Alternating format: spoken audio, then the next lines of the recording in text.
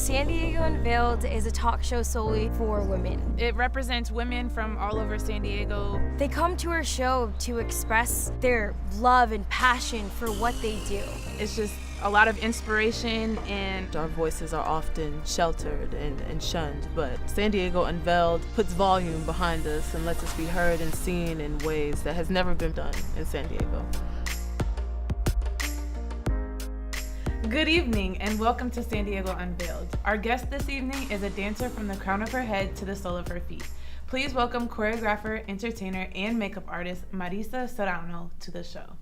Hi. Hello, welcome. Thank you you so much for coming to the show. Thank you for having me. With all these professions you're involved in, how do you keep a balanced life? Coffee helps. It's hard. You really have to have a passion for what you're doing. For what you are doing. I could work 8 hours behind a desk and come home in tears, and I'm just so unhappy and unfulfilled, and I didn't even get everything done. And working in the industry I'm working in now, I can work for 16, 17, 18 hours, and I'm exhausted. Wow. But I go to bed really, really happy. So, That's good. I mean, I guess to answer your question, whether there's balance or not, I just do it because I freaking love it. What about each category that you deal with as far as entertaining and makeup, what drives you to be so passionate about those things? I kind of just feel like I was born with a passion to dance. I don't really remember ever deciding I'm going to be a dancer. Right. Or I think I'll start taking dance lessons. My parents put me in Ballet Folclórico de Mexico, or folkloric Mexican dance. Oh, okay. Before I can even remember. That's cool. And I just, like, one of my first memories is of dancing. Right. And so that just always come very, very natural. And then I started with musical theater, and then I got into acting, and that's about the same time I started learning about makeup for stage, Okay. which kind of translated into life. And I don't know how to answer that question. I'm sorry. So you wouldn't even necessarily say you have a favorite. You just love it all. Yeah, it's like, which one of your children do you love more? There's no good answer. You just Right. love them all so much. That's so cool. Do you have anybody that you are inspired by? Anybody that you look up to?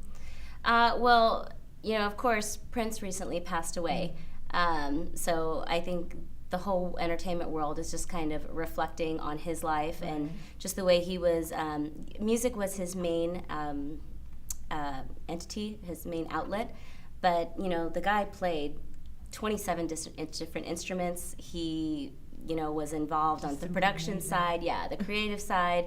And so that's a really big inspiration for me, even though I'm in different industries, Right. in different facets of the entertainment industry. It's a really big inspiration to say, there isn't really a limit to what you can do.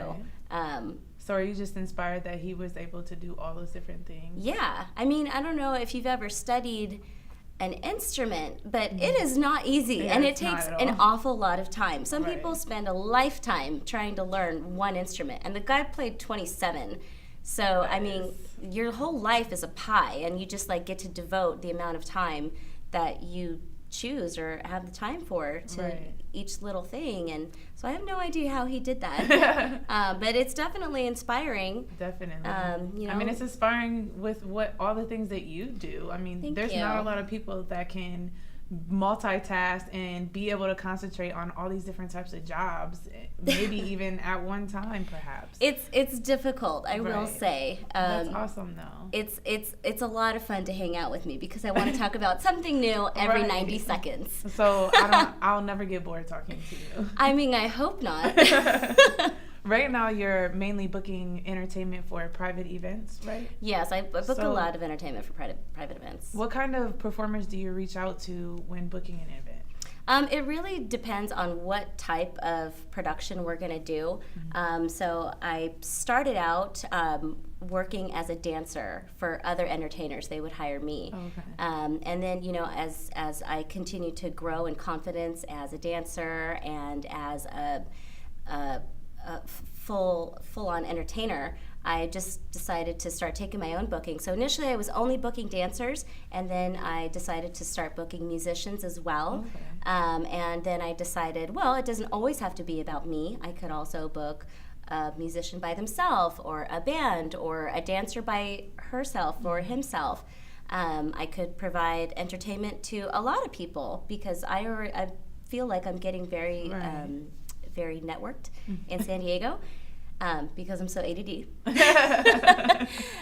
So yeah, it just depends whatever the client wants. Okay. You know, and I know it can be a kind of a loose phrase, but whatever will make them happy, I'll just, here you go. What are some challenges that you may have gone through that you were able to bounce back from? In October, I was hit by a car while crossing the street. Kind of sucks for a professional dancer. Yeah. So that was no fun. Wow. And recently I was in a car accident that sprained my ankle. So Not having much luck lately? yeah, cars don't like me. Wow. That's definitely, so I guess personal injury has been a huge challenge that I've been trying to overcome. So how far or how long do you have to be out and not dancing? I'm pretty much recovered from being struck by a car. Thank God. Right. Right. And I still do have to take a little bit of a break from dancing to recover from the sprained ankle. Oh, okay. For each time frame, how long did you have to wait? Like, how long did you have to wait from the car accident? From the car accident, when I got hit, I think, I don't even remember. It was months and months and months and months. Yeah. Oh my gosh. Because the car actually hit me on the hip and then kept going. I don't know. I mean, when you hit something, you don't know, so you got to keep going to make sure. Oh my So he kept going and fractured my ribs. So, I mean, I really couldn't do everyday things, not just dance. But with the injury to my ankle, that's a little different. I mainly just can't dance. I can only imagine. So exciting. Right. This is such a fun interview. I love talking about injuries. Yeah. That is so cool. Is there anybody do you like aspire to inspire anyone? Is there anyone that maybe that look up to you that you have a good relationship with as far as all the things that you're involved in? I mean, not that I know of. If someone out there right now is looking up to me, hey, I hope I'm not letting you down. But I look up to you now. Oh, well, thank you very much. I'm very inspired. But basically, I just, I think we all have our own set of personal challenges and things that can hold us back or things that are holding us back. And I really do my best to just push through them and pretend like they're not there. So in the end, I hope that somebody will be inspired by that because it's so easy to get discouraged, Definitely. Especially in the entertainment industry, especially sometimes in this world as a woman. It can be so easy to there's just too much against me. I can't deal. Right. And so I just. Is there anything that you do in your daily routine to keep going for the day? Coffee helps. Just coffee? Again. So Starbucks, if you would like to be my corporate sponsor, I'll be very happy to represent you. I just know, like, I meditate or whatever, and that's what gets me through the day. But dancing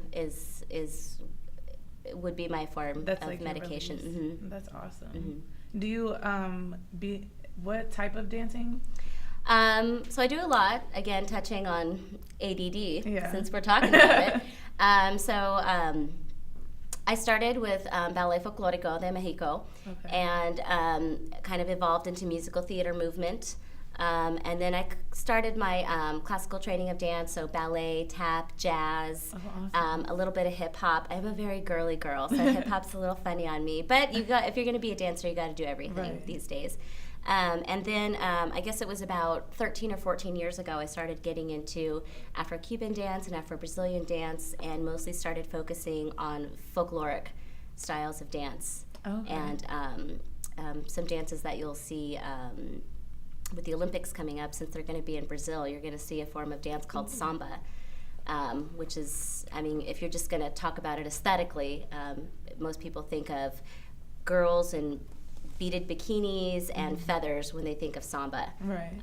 So I do that as well. That's awesome. As well as some Latin social dances. So I really am all over the place. Right. What's your favorite genre of dance? Is that the right way of saying it? Yeah. Again, it's so hard to pick a favorite. But definitely folkloric styles of dance are really, really close to my heart. I just have a real respect for culture, and so you can see a lot of things in the fitness industry these days with people just kind of say, yeah, this is dance, or like, yeah, that's salsa, yeah, that's samba, and it kind of breaks my heart a little bit. So I really, really love folkloric dance and just the way it honors an entire culture, not just, oh, that's a fun dance, maybe I'll buy a costume and do that. You know what I mean? Awesome. Well, I definitely look forward to watching your future endeavors, and thank you so much for coming to the show. Regardless of its challenges, a busy schedule can be ultimately rewarding, and so long as you are following your passions, you can do anything. Thank you for joining us, San Diego, and until next time, have a safe and classy weekend.